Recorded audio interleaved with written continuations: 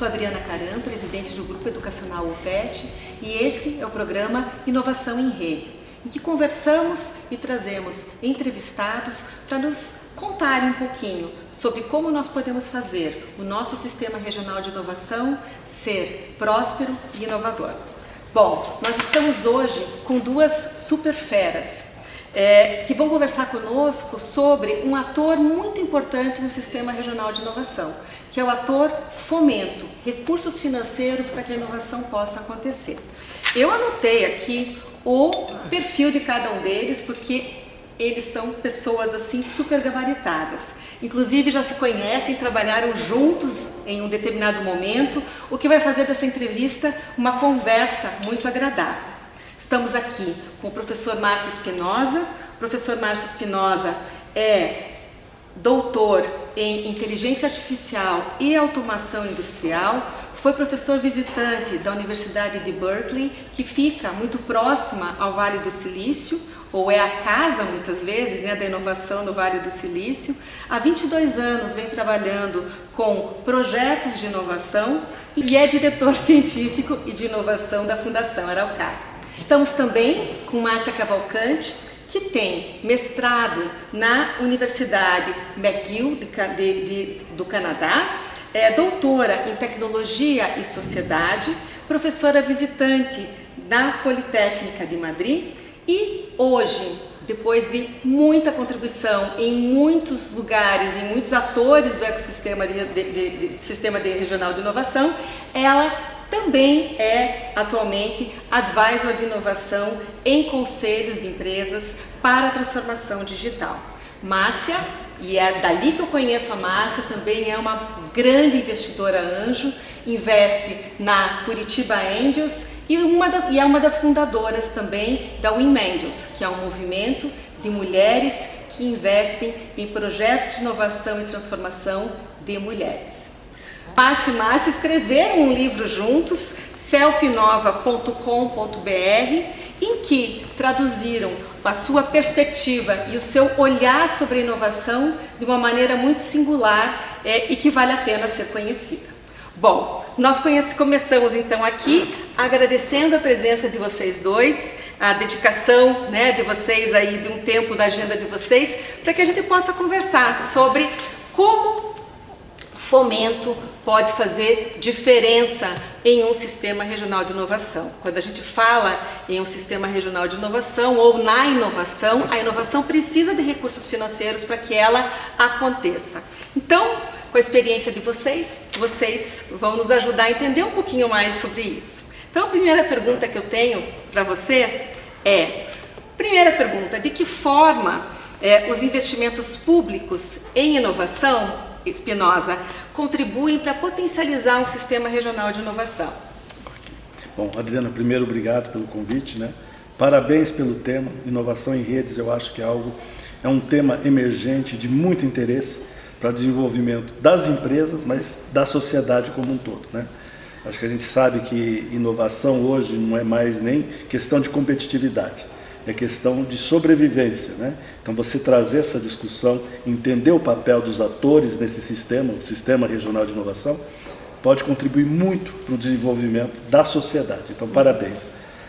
O papel do fomento, principalmente do setor público, para fortalecer esses sistemas regionais de inovação, eu acho que você pode ver a partir da própria dinâmica da inovação, Existem várias formas de você olhar essas dinâmicas, mas eu ressaltaria três.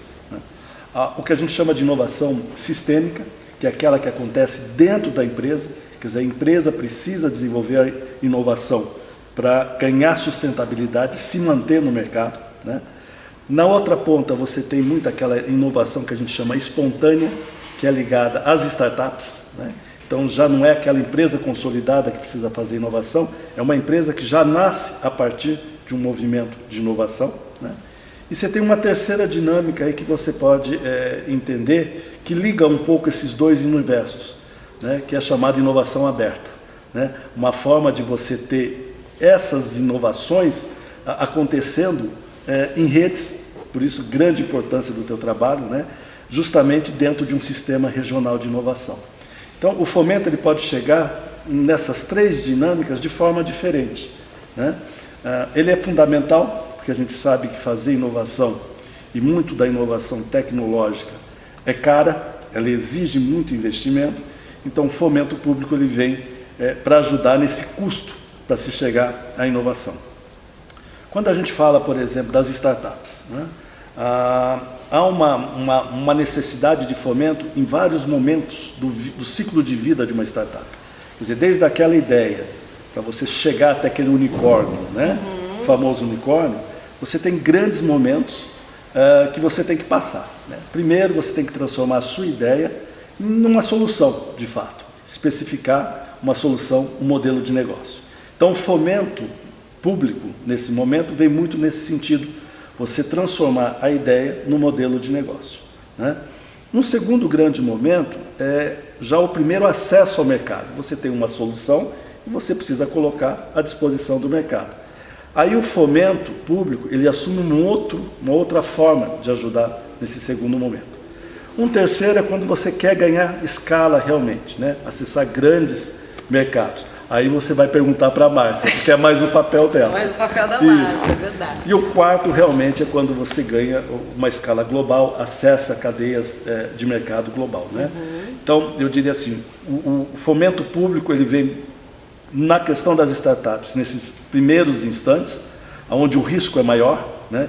E o capital privado ele tem dificuldade para entrar por causa do risco ser maior, que na sequência se complementa ou se integra a um capital privado, né? Um complemento privado. Sim. Então eu diria que é isso.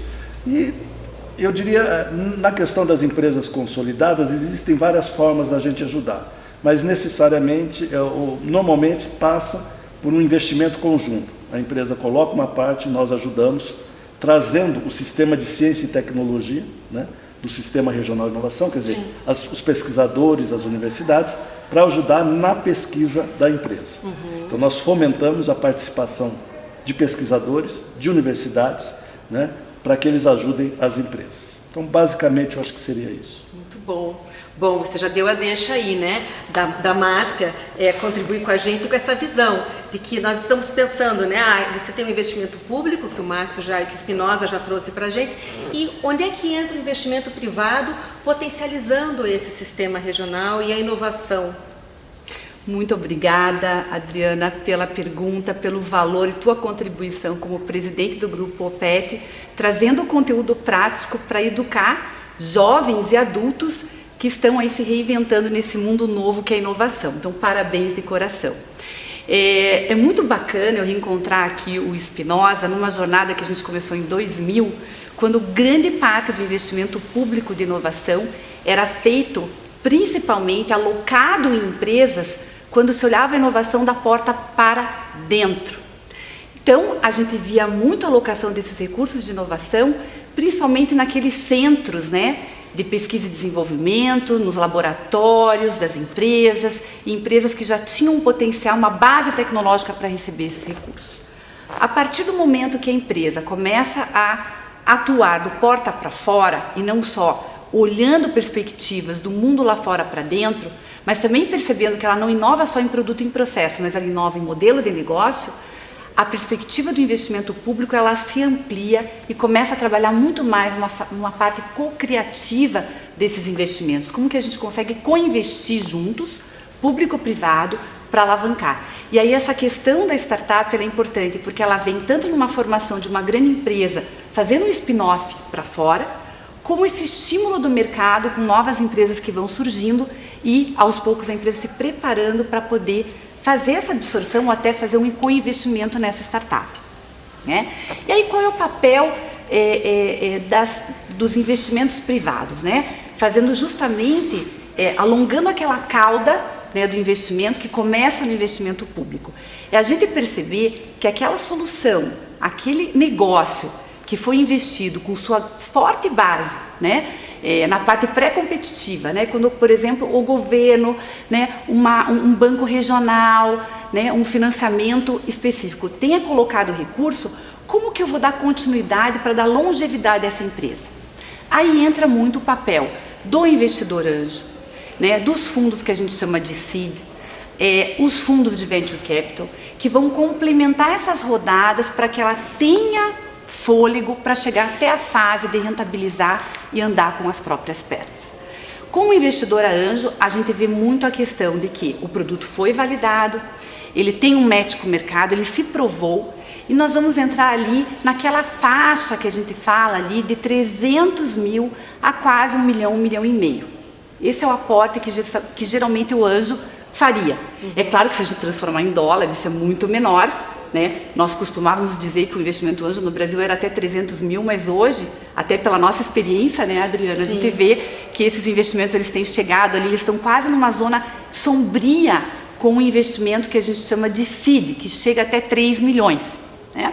A partir daí, você tem então os fundos de Venture Capital, que são abundantes no Brasil, têm crescido vertiginosamente, que aí começam a fazer aportes ali até quase que 30 milhões de reais.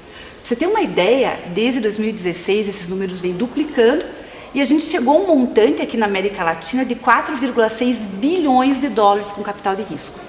E o recorde foi agora em 2022 com quase 5,6 bilhões, sendo que o Brasil ele consegue ter aí uma ordem de 50% quase de negócios sendo olhados e sendo investidos tanto por fundos internos quanto externos também.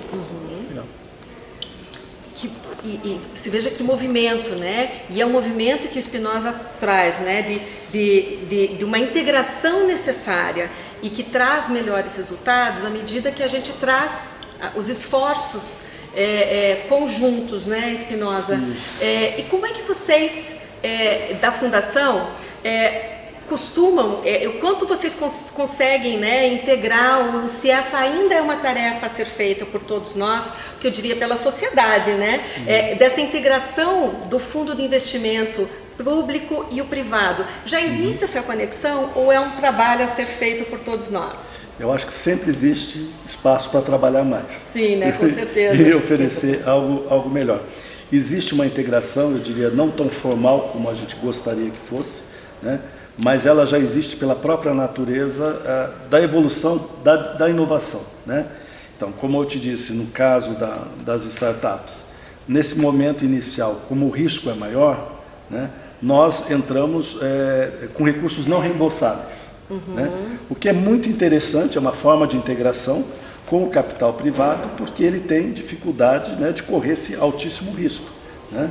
Até porque quando a gente vai fazer, por exemplo, quando uma empresa chega para ser avaliada para o investimento anjo, a gente já precisa que ela tenha uma certa caminhada, né? Já tem que ter um produto minimamente viável, ela já tem que ter se mostrado atrativa para o mercado, já tem que estar em um mercado de alto potencial, e toda essa etapa de aprendizagem, né, ela acontece ou por dinheiro, muitas vezes juntando, né, dinheiro de família, amigos, etc., mas nem sempre isso é possível, né? E em projetos que tenham qualidade e que se provem de qualidade e de potencial, tenho certeza, né, que aí o investimento público faz esse movimento até lá. Exato. Que nem a Márcia colocou, né? Para o capital privado ele entrar, ele precisa já de um modelo de negócio relativamente comprovado, um produto relativamente testado, né? Minimamente viável, né? Nós entramos nesse momento para transformar a ideia e chegar nesse primeira maturidade do negócio, onde o risco, de certa forma, ele foi reduzido, né? Mas ainda existe uma batalha enorme. E precisam as startups conhecerem mais esses recursos, né, Spinoza? Porque o que a gente percebe são poucas startups, empreendedores que conhecem, né, essas linhas públicas de financiamento e fomento que são riquíssimas e que poderiam se aproveitar dessa fase para poder crescer e já estar com as suas hipóteses, o seu MVP validado, para que a gente possa entrar com maior assertividade. Veja, uma coisa que normalmente a gente é lembrado por causa do fomento, né? Mas o fomento é uma parte dessa integração e desse suporte. Eu acho que algo muito importante que nós levamos com os programas é a capacitação do empreendedor também, né? Quer dizer, eu acho que tão importante quanto. Então a gente, porque um dos maiores problemas normalmente, né, nessa trajetória é o Vale da Morte, chamado Vale da Morte. Sim. E a principal razão para as empresas morrerem é por falta de profissionalização, por ter um modelo de negócio realmente consistente com o que o mercado pede. Então, além do fomento, nós trabalhamos, né, muitas vezes em conjunto, até com o terceiro setor, para formar empreendedores, para reduzir esse risco de Vale da Morte. É uma outra forma de integração, né? Sim. Voltada à tua pergunta. Sim, e que é o fomento que muitas vezes as pessoas às vezes não entendem. É o smart money, né? O valor, né? O valor deste elemento, que é o elemento conhecimento, né? O elemento da experiência, que é o que a gente chama de smart money, né? Que é o dinheiro que vem com inteligência, né? E isso é muito presente no caso do capital privado. Né? Porque quando eles entram também com toda uma visão de gestão consolidada, de como transitar. Então também não é só recurso, né, Márcia? Exato, é também uma questão cultural, né, Adriana? Porque o que acontece? A gente vem acompanhando esse movimento de crescimento do investimento privado, do investimento anjo, desde 2016, onde a gente veio entrando nesse mercado com um grupo pequeno.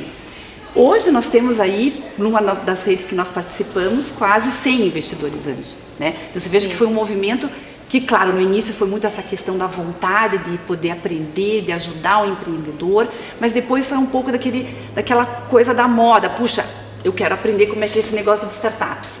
Mas no final das contas, no final do dia, é muito trabalho do investidor anjo, porque a palavra anjo não é por acaso. Ela coloca dentro dela uma responsabilidade da gente cuidar. E para cuidar, a gente tem que colocar os nossos smarts para funcionar. E quais são as quebras culturais que a gente vem observando? Primeiro, o investidor, que é também empresário, ele começa a entender que o negócio atual dele já está sendo disruptado. Então ele tem que aprender novos negócios. Então já é uma formação para ele quando ele faz o investimento, porque ele se doa para esse novo empreendedor, mas aprende com ele. Essa troca é quase uma escola, né? Tem uma colega nossa que diz que ser investidor anjo é mais rico do que se formar em Harvard, né? Porque você na prática está colocando teu conhecimento ali. É o MBA, né? Que é o MBA, né? Um dia eu conversava sobre isso, né? Como você acompanhar um processo de desenvolvimento de uma outra empresa que não a sua, e na qual você está completamente envolvido, porque no caso do investimento anjo, né, você tem o recurso financeiro, então você está envolvido com aquele projeto, como isto é um processo de aprendizagem muito grande. Que eu imagino que também seja para a própria Fundação Araucária, né, e para os programas que vão desenvolvendo, porque à medida que vão acompanhando esses processos e também qualificando os empreendedores, vão se qualificando também, né, Márcio? Totalmente. Houve uma mudança muito clara, né, das fundações. Cada estado hoje do país tem a sua própria fundação de amparo, né? Durante muito tempo nós éramos voltados apenas para cuidar de ciência e tecnologia. A ciência que era feita nos laboratórios, como a Márcia falou, dentro das universidades, etc. Mas a gente viu que criação de riqueza, qualidade de vida, né, geração de emprego, acontece no setor econômico, nas empresas, na indústria. Então as fundações elas tinham que participar desse processo de criação de riqueza, geração de renda, etc. E a inovação foi o caminho que as fundações também encontraram. Né? Então, para se fazer inovação, você tem que entender o mundo das startups, você tem que entender o mundo das consolidadas, porque não são só startups que fazem. Acho que você toca num ponto muito importante. Quando a gente pensa em inovação, você pensa, são as startups. Se você considerar a quantidade, né, o volume econômico, né, de resultado econômico que as empresas, que as startups geram, mesmo com os unicórnios, né, e o volume que você gera com as empresas que já estão estabelecidas, as empresas que estão estabelecidas geram um volume muito maior, né? E aí a Fundação Araucária entra dentro desse contexto. E também, eu diria assim, hoje a economia principal é mantida pelas consolidadas. Então, e elas, mais do que talvez outras, têm um desafio maior, que é trazer a agenda de inovação para um contexto que antes não fazia inovação, né? Então, o custo de mudança em si já é um grande desafio. Como é que nós temos ajudado, né, as fundações? O nosso papel está muito ligado à intermediação do que a empresa precisa, em termos de ciência, tecnologia e inovação, e o que o sistema de ciência e tecnologia do Estado pode oferecer. Então, por exemplo, no caso do Paraná, são 7 universidades estaduais, 4 universidades federais, um Instituto Tecnológico Federal e várias outras instituições privadas e públicas de pesquisa. Então a gente tem que pegar essa massa crítica, esse ativo, e oferecer para a empresa, organizar, mobilizar esses ativos para atender as demandas da empresa. Entendeu? Então vocês já funcionam como um hub também de Exatamente, conexão. o hub eu acho que talvez seja a palavra mais correta. Então, o que a gente tem feito em termos de fomento? A empresa ela identifica as necessidades dela em termos de pesquisa, a gente pega esses temas, leva para as universidades e financia a participação deles, também de forma não reembolsável, para entregar para as empresas a solução. Né? Aí, normalmente, é um cofinanciamento, não é um financiamento único da fundação. Né? Nós trabalhamos normalmente com 50%. A empresa bota R$1, nós colocamos R$1. Na prática, para a empresa, isso representa o quê? 70% de redução do custo se ela fizesse sozinha. Então, de certa forma, nós contribuímos aí para uma redução de 70% no fomento. Sim. Então, é uma forma da empresa manter a sua agenda de inovação. E é muito interessante o Espinosa ter colocado essa questão, porque esse movimento, esses benefícios, ainda são pouco conhecidos pelas empresas tradicionais. Segundo a Confederação Nacional da Indústria, Adriana, apenas 10% utilizam esses fomentos e financiamentos públicos. A gente tem quase 90% para trabalhar com aquelas que ainda não conhecem, não acessam esses recursos. E muitas vezes porque a agenda delas está naquela inovação tradicional, aquela inovação que um financiador público não consegue chegar porque ele tem que ter um mínimo de inovação estabelecida como base tecnológica dessa empresa. E aí que eu venho trabalhando muito, quando a gente fala dos conselhos das empresas, como que a gente entra para ajudá-la no processo, que às vezes não é um processo só de planejar inovação, mas a sua transformação digital, porque é isso que vai garantir a sustentabilidade dessa empresa tradicional no Brasil.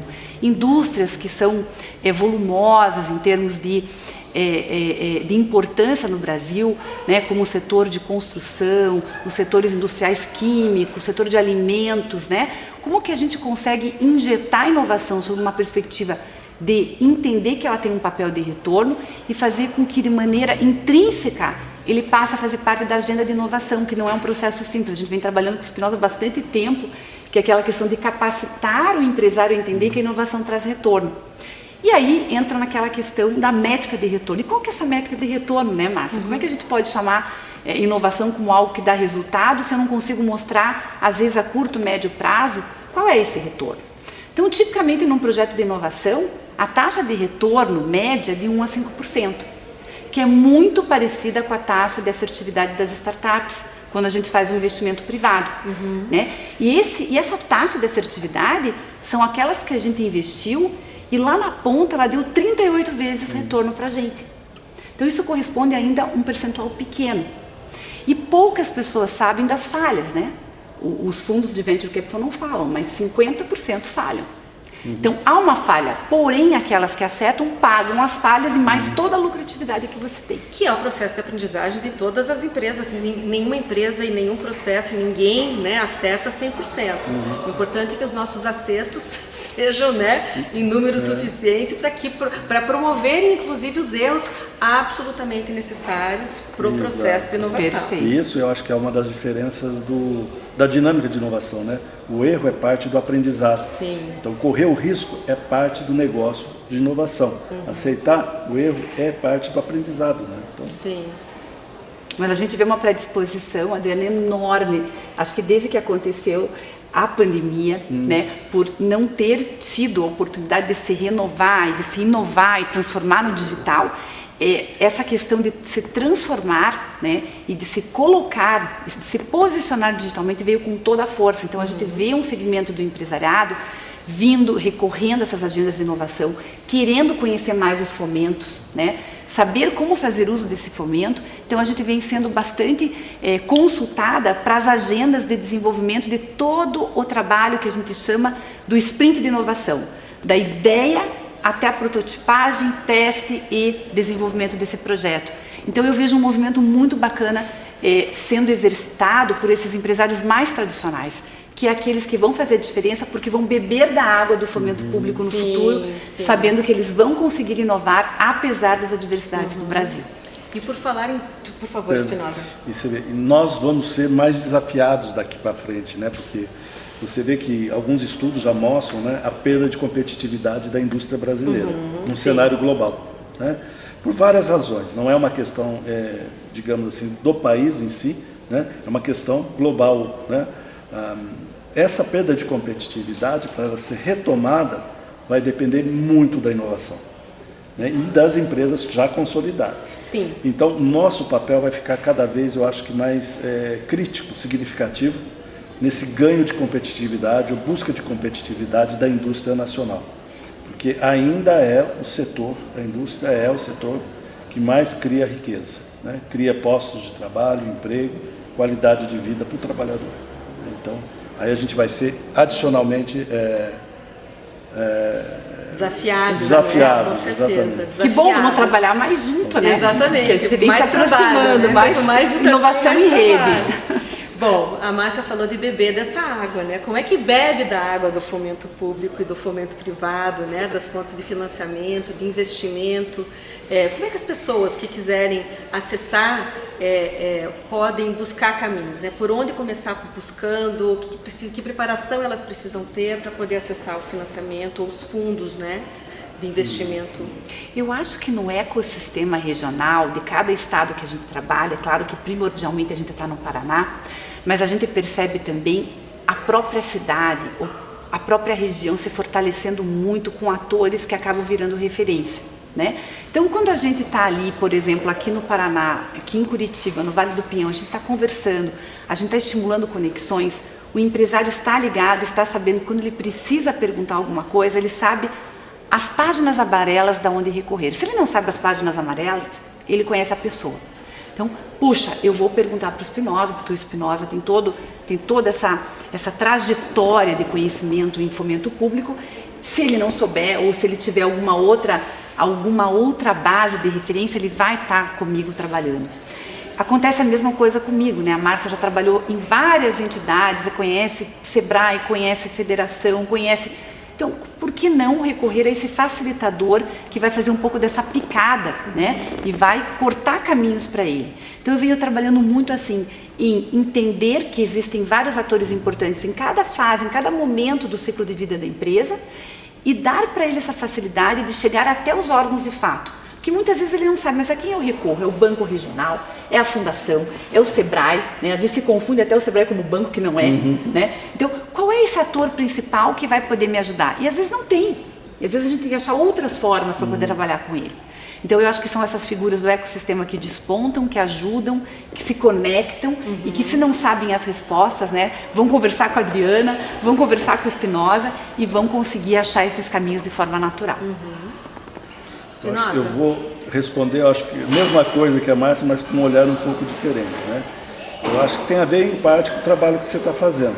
Mostrar, primeiro, que existe um sistema regional de inovação, ou um ecossistema de inovação, um ecossistema de ciência, tecnologia e inovação. E esse ecossistema oferece vários recursos para os novos negócios. Não é só fomento, né? Não é só capacitação, é network, isso que a Márcia, né, descreveu muito bem, né? É posicionamento de mercado, é estudos, prospectivas, etc. O ecossistema te oferece isso. Então, se a gente pode dar uma sugestão para uma empresa ou para alguém que está querendo desenvolver inovação, um novo negócio, conheça o seu ecossistema, conheça o seu sistema regional de inovação. Você vai ver que existem atores que vão te ajudar no início, atores que vão te ajudar no meio, atores que vão te ajudar a ganhar o mundo. Sim. Né? E isso é se envolvendo, né, interagindo com esses atores que você vai ganhar. Eu acho que, em suma, entenda o seu sistema, o sistema que você está inserido. E você está inserido no sistema. Ou seja, entra na rede. Entre na rede. Entra na rede. Entra na rede, porque isso. Ali, né, você vai conhecer e vai fazer conexões, as conexões necessárias para que você possa encontrar as soluções, os encaminhamentos, as pessoas e as estruturas que podem acolher, né? Acolher o seu projeto, acolher seus desafios, as suas necessidades também. Só complementando, para ser bem objetivo, o nosso fomento ele tem que ser publicizado, né?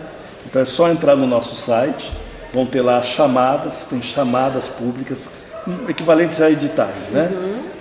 Por mês a gente lança 3 ou 4 para diferentes necessidades de ciência, tecnologia e inovação, Então é só acessar o site da Fundação Araucária, chamadas editais, daí ele encontra várias formas de obter fomento. E Márcia, objetivamente também como o Espinosa fez agora, né? Se vocês quiserem para acessar os recursos de Fundação Araucária, faz o site. E quem quiser acessar recursos de investimento anjo, que você, né, de onde você participa, e a Márcia inclusive é presidente de um grupo de anjos, que é o IN, e participa ativamente da Curitiba Angels. Como que as pessoas acessam esse investimento? O investimento anjo ele é composto por uma rede de investidores anjo. Então, geralmente, a gente valoriza muito aquele pedido, né, aquela solicitação que vem por meio do investidor anjo. Então, por exemplo, quando a gente quer entender quem são, onde estão, é claro que tem as nossas páginas, né, o curitibaangels.com.br, a Win Angels está ali no LinkedIn, está muito presente no Instagram, e claro que todas nós na rede estamos sempre circulando nos movimentos, a gente está sempre participando das bancas, das mentorias, e acaba sendo quase que um efeito cascata, né? Um conhece o outro, vai recomendando, e a gente vai dentro da rede trocando essas informações. Então, o melhor acesso ao investimento anjo é o investidor. Mais do que a página da rede de anjos, é a figura da Adriana, da Márcia, dos nossos investidores lá, e através deles a gente abrir essas portas para a gente conhecer muito bem o negócio de cada um de vocês. Ou seja, entra na rede. Entra na rede. Pula na rede. Pula na rede, se joga. Pula na rede, se joga na rede, e ali você vai começar, né? Vai encontrar e vai, assim, e vai acessar também investimento anjo. É claro, né, que no caso da Curitiba Angels e da Win Angels, a gente tem, né, um lugar de acesso, mas a nossa experiência também tem sido, né, de que os negócios que vêm apresentados pelos investidores anjos, eles acabam tendo, né, eles passam por uma etapa, inclusive uma etapa inicial ali, né, quase de pré-qualificação. Uma pré-qualificação, né, a hora que entra ali na rede dos anjos, ele já entra com uma pré-qualificação. Agora falando um pouquinho sobre educação. Qual o papel, na visão de vocês, da educação para que um sistema regional de inovação seja forte, seja pujante e se desenvolva? Agora, podem brigar aí para falar, quem vai falar antes. Ele é dois educadores, né, também, pesquisadores, uma grande experiência, né? Mas assim, ele é fundamental, ele é essencial, né? Você vai encontrar vários estudos que fazem uma relação direta do nível educacional das regiões ou dos países em relação à inovação, em relação ao desenvolvimento econômico e social. Aquelas sociedades mais educadas, né, educadas do ponto de vista de formação, né, digamos, formação oficial, né, ou complementar, quer dizer, seja segundo ensino médio, universidade fazendo ensino, pesquisa e extensão, essa educação mais formal, né. Você vai ver uma relação direta de sociedades que têm um sistema mais bem organizado com o nível de vida da população, tá? A geração de PIB. Então, no contexto da inovação, a educação ainda assume um papel mais importante ainda, porque o insumo da inovação é conhecimento. Sim. Né? Quer dizer, na inovação, o que você busca, essencialmente, é transformar o conhecimento em algo que seja útil para a sociedade. Então, quem te permite gerar conhecimento ou ter uma habilidade para manipular esse insumo é a educação. É a educação que te prepara para isso.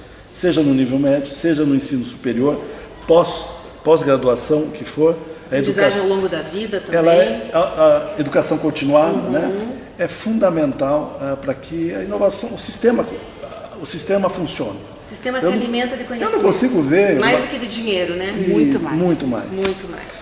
Você veja a inovação frugal, né? Inovação frugal é muito da aplicação do conhecimento, da educação, da formação das pessoas para gerar soluções sem grande recurso, né? Então, para mim é até difícil imaginar um sistema regional de inovação, um ecossistema de inovação desconectado do componente da questão educação, né? Tanto é que você vai ver que as inovações, os lugares onde as inovações acontecem com maior intensidade, no centro, na centralidade, você vai ver instituições educacionais. Pega o Vale do Silício, você tem Stanford, né, que iniciou boa parte do movimento do Vale do Silício, mas que se ampliou para a Bay Area, né, para a área toda da Baía de São Francisco. Berkeley, mesma coisa, você tem ali uma centralidade que gera. Você vai na costa leste, MIT, Boston, né?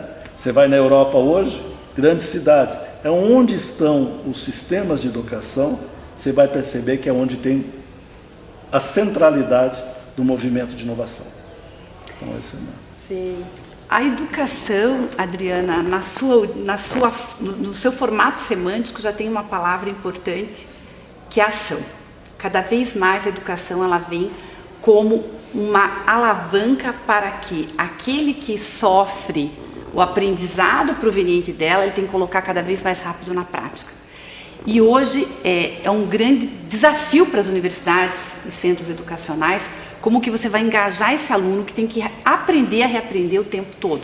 Isso não é só o jovem, somos nós, né, que temos que estar vinculando, trabalhando na interdisciplinariedade, e isso é prática. Tem um outro fator aí, voltando para a inovação, que para mim é muito importante. Culturalmente, nós brasileiros, nós estávamos muito acostumados a receber produtos prontos, né? Há algumas décadas atrás, a gente dava como o computador, né, sendo posto, sendo colocado para ser consumido. E nós não perguntávamos a forma com que aquilo foi desenvolvido, por quem foi desenvolvido, né, o impacto do desenvolvimento tecnológico daquele determinado produto.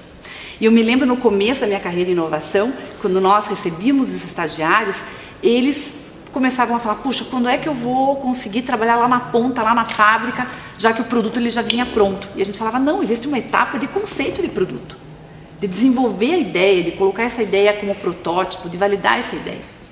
E passam-se alguns anos, as coisas ainda estão ainda nessa linha de que, puxa, a coisa está pronta. Eu vou ali, faço adaptações, personalizo, aquilo está pronto.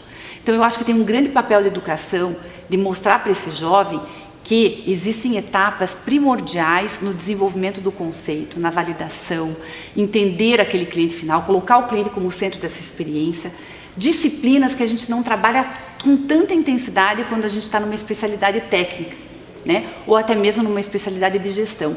É entender que existe um entorno sistêmico na criação de um produto, que existem várias variáveis econômicas, sociais, culturais que têm que ser compreendidas, e isso envolve cada vez mais na universidade o papel de juntar as disciplinas, né?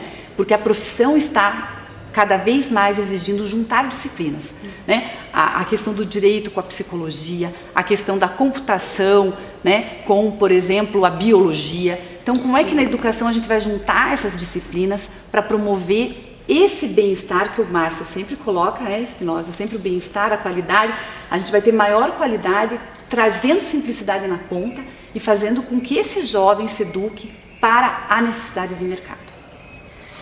Veja, complementando-se muito rapidamente, todo mundo sabe que não cuidar da educação, o custo é altíssimo, né? Você tem ruptura social por não cuidar da educação. Nesse momento, eu diria assim que é mais grave ainda quando a gente tem a transformação digital batendo na porta. Quer dizer, você olhar para a educação, olhando para esse momento de transformação digital, pode ser uma forma de resgate social. Você ter pessoas, né, digitais, vivendo nesse mundo digitais, é uma forma de inclusão. Sem dúvida. Para criar novos negócios, para participar da inovação, para participar de um movimento, né, de reorganização da sociedade. Nós estamos passando por um movimento de reorganização em função de pandemia, em função da transformação digital. E, para mim, o vetor de inserção é a educação. Bom, isso é música, né? Isso é música para mim, sou educadora, né? E acho que todos nós aqui somos, né, educadores, trabalhamos com educação e sabemos da importância que ela que ela tem em todo o processo de desenvolvimento regional, desenvolvimento de um país e, acima de tudo, o desenvolvimento das pessoas. Quando a gente fala realmente de que nós vivemos um momento de transformação digital, ele é um momento de alto potencial, porque quando você trabalha no contexto da transformação digital, você está trabalhando no contexto da sociedade do conhecimento, em que uma pessoa, para poder fazer ou erguer um negócio, não precisa mais de um investimento em que ela precisa de recurso financeiro altíssimo para comprar equipamentos e fábrica e aquela coisa toda, mas este capital, né, que é o conhecimento, precisa ser acessível. Então, ao mesmo tempo em que nós temos um momento de grande potencialidade, porque as pessoas podem, a partir do seu conhecimento, da sua capacidade, usando, né, conhecimento e inovando, encontrando os caminhos para a inovação, a gente também corre um grande risco de quem não acessar isso ficar excluído e ainda mais excluído, né? Um buraco, né? Um gap assim que aumenta à medida que a gente caminha por essa sociedade que está ficando uma sociedade cada vez mais digital, né? Então é um momento realmente, né, de alto potencial, porque é o conhecimento que pode gerar a capacidade das pessoas terem melhores futuros. Mas ao mesmo tempo, se as pessoas, né, ou se a sociedade não der conta das pessoas acessarem e desenvolverem a capacidade de aprender e de acessarem conhecimento e a partir dele inovarem, a gente, né, nega para essas pessoas a capacidade, né, de construir um futuro aí que é um futuro próspero, né? Então, realmente, conhecimento faz toda a diferença e quem sabe seja, né, como a gente falou aqui, a gente conversou um pouquinho, quem sabe seja esse, né, o grande fomento, né, o grande recurso, né, o investimento financeiro é absolutamente essencial, porque ele também faz né, a geração de oportunidades e também leva à criação dos projetos de inovação, mas o dinheiro sem conhecimento, para que seja bem aplicado também, ele não resulta, né, em algo bom.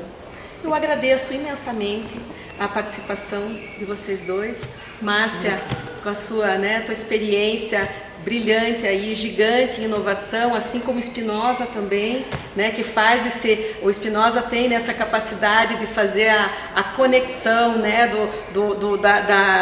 da vida corporativa, empresarial e ciência e tecnologia também, por conta da experiência que tem. Então, agradeço muito a presença de vocês, a colaboração, e tenho certeza que o que a gente conversou aqui vai ser de grande valia, né, de grande repercussão aí para as pessoas que nos ouvem. Muito obrigada. Obrigada, Adriana. Em rede a gente aprende mais e quando a gente conversa a gente aprende ainda mais. Com certeza. Muito obrigada. Com certeza. Eu gostei da expressão que vocês usaram. Caia na rede. Caia na rede. Caia na rede, acho que tem tudo a ver.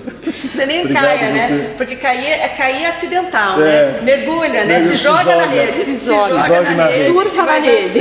Se joga na rede da inovação. Parabéns pelo trabalho. Obrigado você pelo convite. Muito obrigada. Eu agradeço a sua atenção e convido você para nos seguir nas redes do nosso programa. Um abraço e até a próxima.